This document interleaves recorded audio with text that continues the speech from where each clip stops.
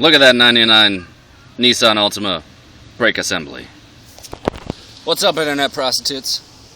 I have had a bitch of a time compressing this brake caliper. I'm going to show you how I did it. Alright, this is the brake caliper piston. This is the brake caliper piston right here.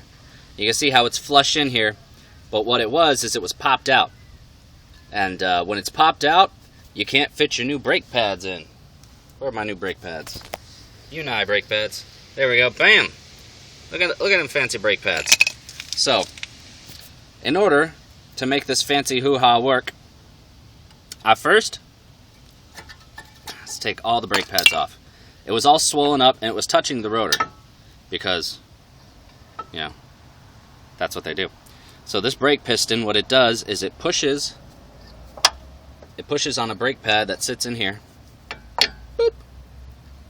Except it goes the other way. Where's the other one? There it is. Bam. It sits and it pushes against this brake pad and then it presses it against the rotor, and that's what stopped your wheels. So, when it was all swole up like that, I first took all the brake pads off.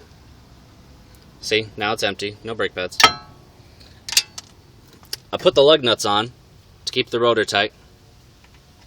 And then I screw on the brake caliper piston. So now it functions the way it normally would, except it's got no pads.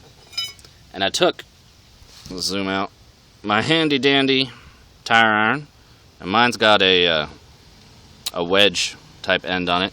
You could use a crowbar or something. And I put it on the outside. Let's wait for it to adjust. I put it on the outside brake pad slot, which if you can see, right here there's a slot where you can read the wear on your pads. And I put it in there. And then I apply leverage on the outside, and that compresses the brake caliper piston in just enough for me to get into the other side using the same prying technique. So here I apply pressure.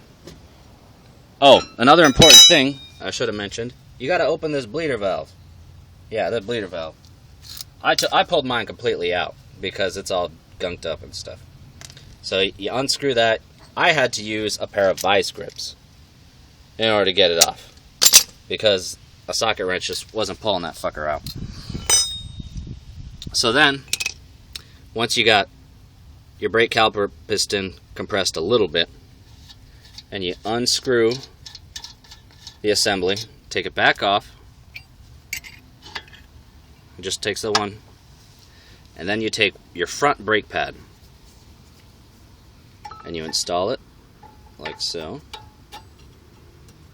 And then you put the caliper back on and you screw it back together.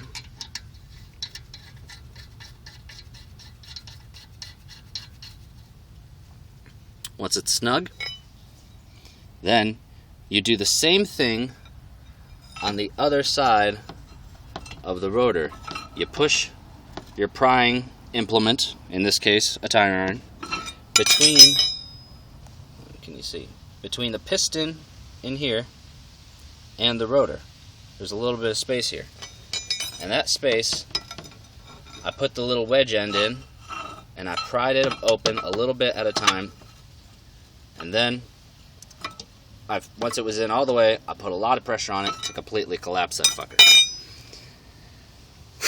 And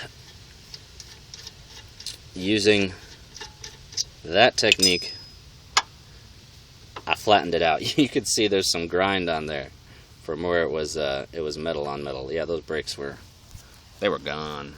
All right, the end. That's how you do that shit.